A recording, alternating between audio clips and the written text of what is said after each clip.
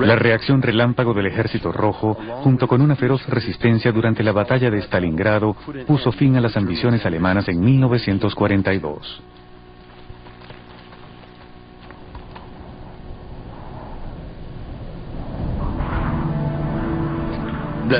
Ese mismo año, la ofensiva de Rommel en Egipto se detuvo repentinamente debido a la falta de combustible. Lo mismo ocurrió con los japoneses, quienes venían contando con el petróleo estadounidense. En 1941, Roosevelt decidió congelar el suministro de petróleo a Japón. Como dijo Churchill, al herir a Japón, este tendrá que enfrentar el dilema de aceptar los términos o entrar en guerra con Estados Unidos. Japón optó por la guerra y lanzó el ataque contra Pearl Harbor el 7 de diciembre de 1941. El objetivo de los estrategas japoneses era destruir la flota estadounidense y apoderarse de los campos petrolíferos de Indonesia. Este aplastante ataque obligó a Estados Unidos a unirse al conflicto, abriéndose así un tercer frente en el Océano Pacífico.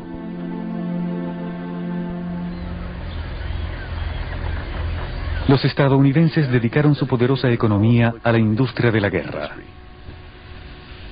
El petróleo fluía libremente. Grandes cantidades de barcos petroleros, buques de guerra y aviones iban y venían cruzando el Atlántico desde Estados Unidos hacia Inglaterra. Preparándose para el día D, Inglaterra almacenó una enorme reserva.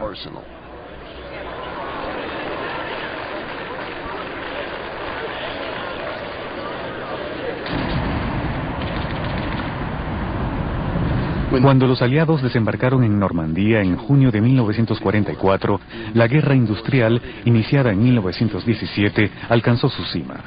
Como nunca antes, la sangre y el petróleo inundaron las costas de Normandía.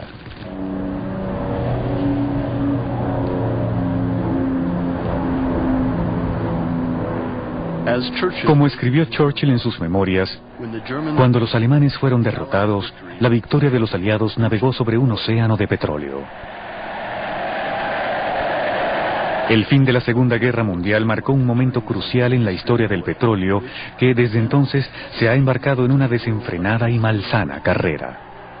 Terminada la guerra, hubo un esfuerzo extraordinario para reconstruir el país. Este esfuerzo consumía energía, pero fue seguido de una aceleración del crecimiento económico, y este crecimiento económico significó una vez más un aumento en el consumo de energía, particularmente de petróleo.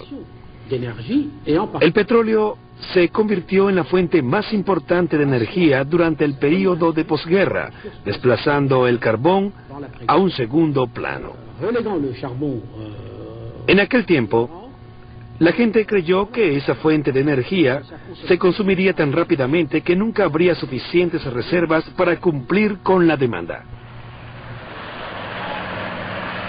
A partir de 1945, la recuperación económica de Europa y de Japón fue espectacular, a pesar de hallarse en un escenario de ruina y pobreza. Pero la importante ayuda de Estados Unidos a través del Plan Marshall, así como la voluntad de los gobiernos y los pueblos de olvidar los horrores de la guerra, hicieron realidad el milagro. En Francia este período fue apodado los Años Gloriosos. A pesar de la Guerra Fría, que amenazaba la paz en el mundo, el viejo continente europeo se convirtió en una sociedad de pleno empleo y consumo. Siguió el ejemplo de su amigo norteamericano, que impuso sus modelos y mitos en todo el planeta. Autos rústicos, jeans, jazz, el maní salado de las raciones diarias de los soldados, modelos bronceadas para la publicidad de lociones y bronceadores solares, y películas a color alejaban la tristeza y los temores de los años de ocupación. Los europeos también descubrieron las maravillas de los productos derivados del petróleo cuando los objetos plásticos invadieron los hogares de todo el mundo. El material sintético también fue otro milagro de la industria petroquímica que tuvo un éxito tremendo. Una vez que retornó la paz, ingeniosos diseñadores, frustrados por 4 años de escasez, transformaron los paracaídas del ejército estadounidense en blusas y trajes de verano, y el nylon se convirtió en el símbolo del modernismo.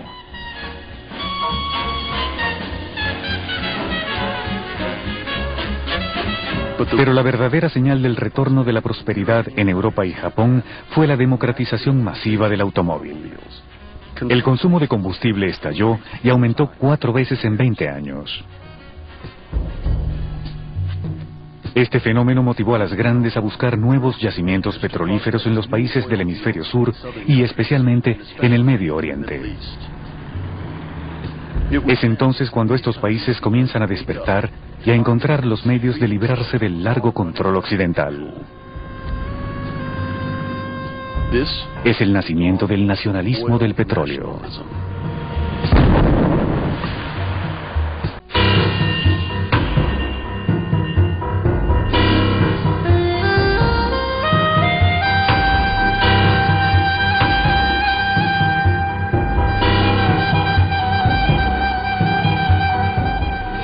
La epopeya del oro negro.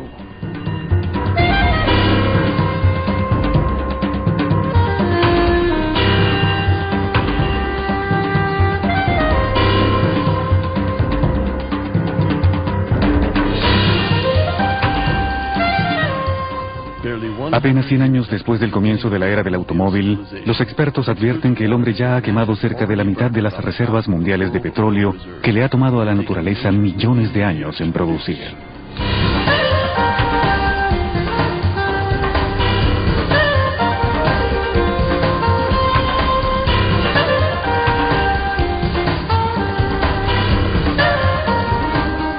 Parte 2.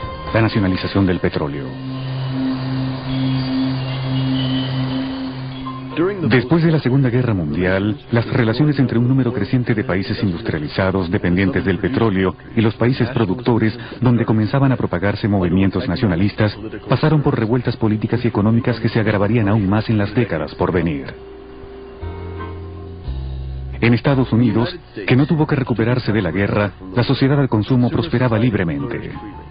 Como resultado de esta despreocupada prosperidad, el número de vehículos representaba el 80% de la cifra mundial de autos en 1947.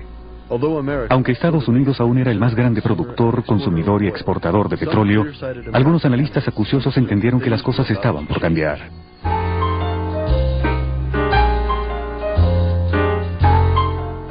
Se hizo evidente que la demanda de petróleo en el mundo superaba lo que Estados Unidos podía suministrar. Particularmente después de la Segunda Guerra Mundial, Europa reconstruyó su economía en torno al petróleo, igual que Japón. Y en ese mismo periodo el consumo estadounidense se disparó. Reconociendo esta demanda creciente y bajo la sencilla premisa de que existían yacimientos petrolíferos extranjeros más grandes y menos costosos de explotar, las compañías estadounidenses e inglesas intensificaron la búsqueda de nuevas fuentes de petróleo alrededor del mundo.